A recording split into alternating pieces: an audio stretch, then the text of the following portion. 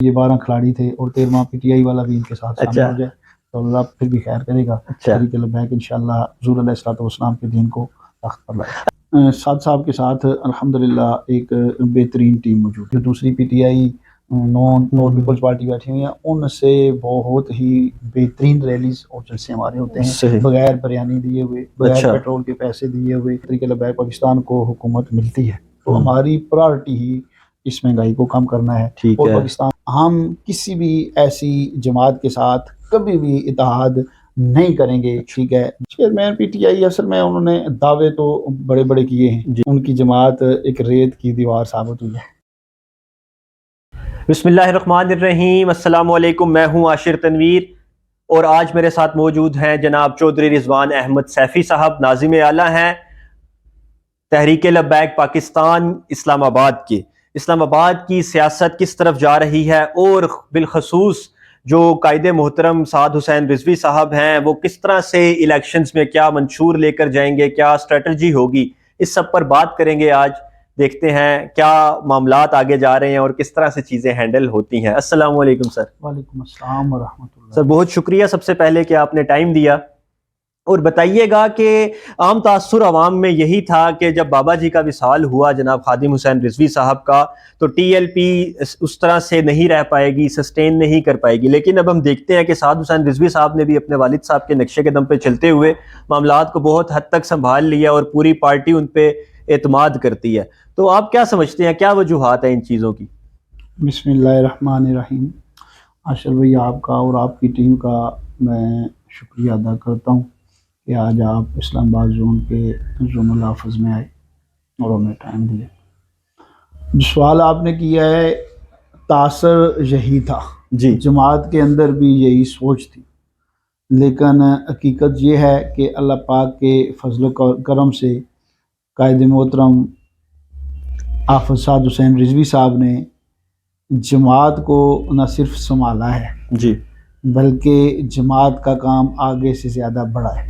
اچھا، جماعت میں لوگ پہلے سے زیادہ شامل ہوئے ہیں. ٹھیک ہے، جماعت کے کام میں تیزی آئی ہے اور جماعت کے جس شعبے میں جہاں کام ہو رہا تھا وہ انکریز ہوا. اچھا، تو کیا وجہ ہے؟ سعد صاحب زیادہ محنت کر رہے ہیں بابا جی سے، کیا آپ اس کی وجہ کیا سمجھتے ہیں؟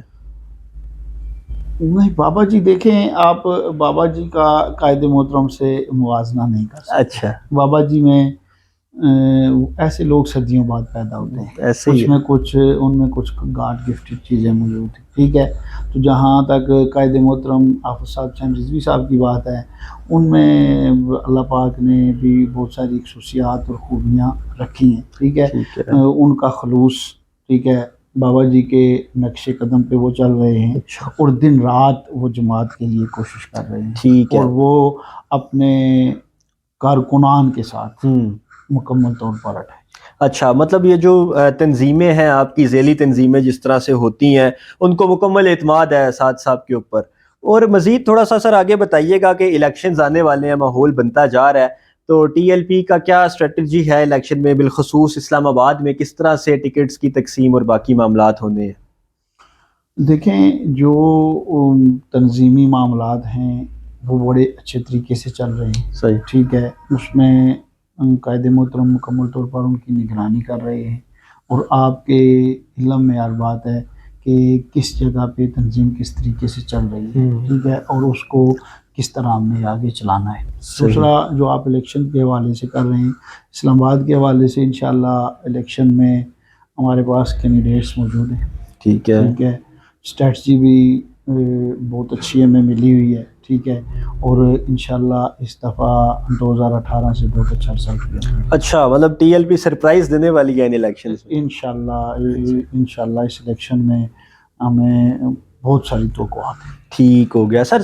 ویسے عمومی طور پہ بات کریں تو ٹی ایل پی اس وقت اپنا مد مقابل کس جماعت کو سمجھتی ہے؟ ویسے تو بڑی جماعتیں دعویٰ کر رہی ہیں اس بار ہم حکومت بنا لیں گے، پاکستان تحریک انصاف کی بات کریں، مسلم لیگ کی بات کریں یا پیپلز پارٹی کی بات کریں، تو آپ کی نظر میں مد مقابل کون ہے کہ جس سے آپ کا واقعی میچ پڑنے والا ہے الیکشنز میں؟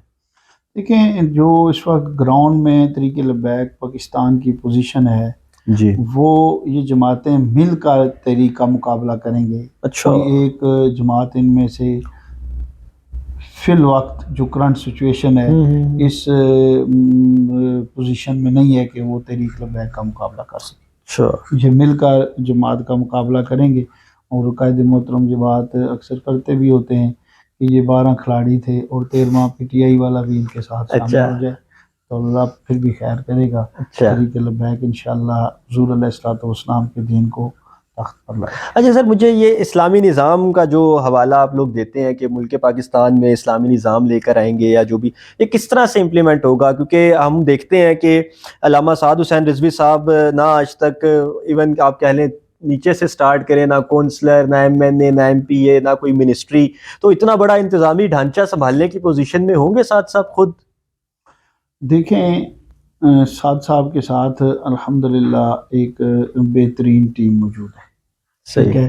تو جس طرح یہ لوگ پہلے کہتے تھے کہ یار یہ مولوی حضرات ہیں یہ کیسے سیاست کر سکتے جی ہیں، لیکن سیاست تو ہم نے انہیں کر کے دکھائی. ٹھیک ہے. آپ کا گیلپ کا جو سروے ہے ٹھیک ہے اس میں سعد صاحب پاکستان میں پاپولرٹی کے حوالے سے دوسرے نمبر پر. ٹھیک ہے.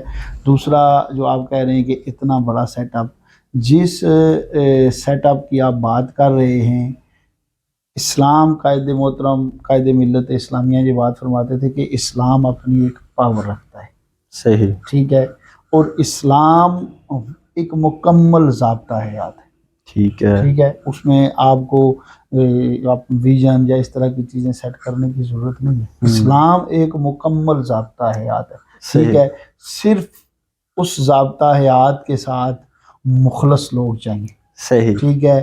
آنیسٹ لوگ چاہیے، محب الوطن لوگ چاہیے. صحیح. جماعت میں ایسے لوگ موجود ہیں اچھا. انشاءاللہ. اچھا سر، آپ کہہ لیں ٹی ایل پی کے حوالے سے جب بھی بات ہوتی ہے تو کہا یہی جاتا ہے، جیسے آپ نے کہا مولویوں کی جماعت ہے اور دم درود والے لوگ ہیں. یہ ایک اور پچھلی حکومت میں صاحب تھے، وہ بھی کہتے تھے ہمارے پاس دم درود کی بڑی طاقت ہے، اور اب ان کا حال ہم دیکھ رہے ہیں. تو حافظ صاحب بھی اب ماشاءاللہ ایکٹیولی کام کر رہے ہیں. تو اب یہ مقابلہ کس طرف جائے گا؟ کہ دونوں طرف سے دم درود کی فائٹ اگر شروع ہوتی ہے تو کیسے آپ اس کا فیوچر ڈیسائیڈ کرتے ہیں؟ نہیں، ایسی بات یہ غلط تاثر ہے. صحیح. اب میں آپ کے سامنے بیٹھا ہوں، میرا گیٹ اپ ایک مذہبی ضرور ہے. جی. دیکھیں یہ جو ایک گیٹ اپ ہے، داڑھی مبارک، امامہ شریف، ٹھیک ہے، یہ مولویوں اور علماء کا جو ہے نا وہ گیٹ اپ نہیں ہے. یہ حضور کے ہر غلام کا یہ گیٹ اپ ہونا چاہیے. ٹھیک ہے. میں نہ مدارس میں اس طرح پڑھا ہوں، اچھا، نہ کوئی پیر ہوں، میں عام پراپرٹی سے میرا تعلق ہے. ٹھیک ہے. تھوڑا بہت اپنا بزنس کرتے ہیں اور ہم جماعت میں موجود ہیں. اور آپ کی اطلاع کے لیے کہ اسلام آباد جہاں تک ہماری تنظیم ہے، ہماری یو سی لیول سے لے کے الکے تک کی جو باڈی ہے، اس میں 95% لوگ جو آپ کو ملیں گے ہمارے ذمہ دار، وہ عام شعبہ زندگی سے تعلق رکھنے والے. اچھا، مدرسے کے بچے والا وہ کنسیپٹ 5% لوگ ہمارے ساتھ علماء ہیں. ٹھیک ہے. 95% جو ہمارے لوگ ہیں وہ مختلف شعبہ زندگی سے تعلق رکھنے والے دنیا دار، جنہیں ہم کہتے ہیں دنیا دار لوگ ہمارے ساتھ. صحیح. الحمدللہ. اچھا، تو مطلب وہ ایک تاثر کہ جی مدرسے کے بچے جلسے میں آ گئے تو جلسہ کامیاب ہو گیا، اس طرح کی کوئی چیز نہیں ہے، آپ یہ کہہ رہے ہیں؟ سر ہماری پہلی بھی ریلیز ہیں وہ آپ کے سوشل میڈیا پہ موجود ہیں. ہم جمعے کو بھی لبیک یا اقصی مارچ کا اعلان مرکز سے ہو چکا ہے. اچھا. انشاءاللہ اسی زونل آفس سے ہمارا مارچ پریس کلب تک جائے گا. آپ خود آ کے بھی دیکھ سکتے ہیں کہ اسلام آباد کے جو معاملات ہوتے ہیں ہمارے پاس ساتھ کسی مدرسے کا کوئی تعاون نہیں. اچھا. عام شعبہ زندگی سے تعلق رکھنے والے لوگ ہمارے ساتھ آتے ہیں.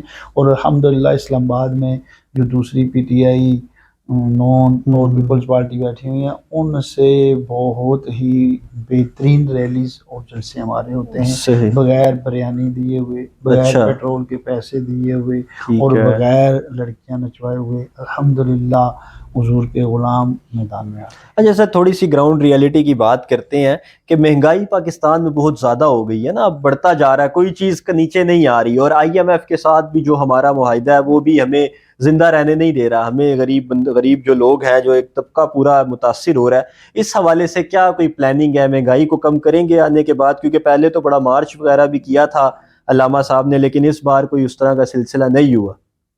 دیکھیں ہم نے اس وقت مارچ بھی کیا تھا اور اس وقت پیٹرول جو ہے وہ تقریباً 32 روپے پر لیٹر جو ہے نا جی وہ ڈسکاؤنٹ ملا تھا. ٹھیک ہے. ٹھیک ہے, 2 قسطوں میں جس طرح ہمارا حکومت کے ساتھ معاہدہ تھا انہوں نے پیٹرول کم کیا تھا, اور ہم کراچی سے لے کر سرائے عالمگیر تک تقریباً 1700-1800 کلومیٹر کا ہم نے سفر کیا تھا. اچھا. ٹھیک ہے, اب جو مہنگائی کی صورتحال چل رہی ہے انشاءاللہ اگر طریق لبیک پاکستان کو حکومت ملتی ہے تو ہماری پرائرٹی ہی اس مہنگائی کو کم کرنا ہے, اور پاکستان کی عوام کو جو 75 سالوں میں اس مہنگائی کی چکی میں پس رہے ہیں انشاءاللہ ریلیف ملے گا. اچھا سر یہ بتائیں کہ ابھی تو ہم خیر مرکز میں بیٹھے ہیں, پنجاب کے حوالے سے کیسے رپورٹس ہیں؟ کوئی پنجاب میں حکومت بنانے کی پوزیشن میں آئے گی؟ اگر حکومت اپنی بھی بنا لیتی ہے ٹی ایل پی اگر اپنی نہیں بھی بنا پاتی تو کسی کے ساتھ مل کے معاملات طے ہو سکیں گے؟ دیکھیں جو ہم میدان عمل میں اس وقت موجود ہیں جی, قائد ملت اسلامیہ علامہ خادم حسین رضوی صاحب بھی یہ بات فرماتے تھے, اور آج تک ان کے کارکن اسی راستے پہ گامزن ہیں جی کہ ہمارا مقصد اقتدار نہیں ہے. صحیح. ٹھیک ہے, ہمارا مقصد حضور علیہ الصلوۃ والسلام کے دین کا مملکت خدا داد اسلامی جمہوریہ پاکستان میں نفاذ ہے. ٹھیک ہے, ہم کسی بھی ایسی جماعت کے ساتھ کبھی بھی اتحاد نہیں کریں گے, ٹھیک ہے, جو ناموس رسالت ختم نبوت کے کاز پر نہیں کھڑی ہے.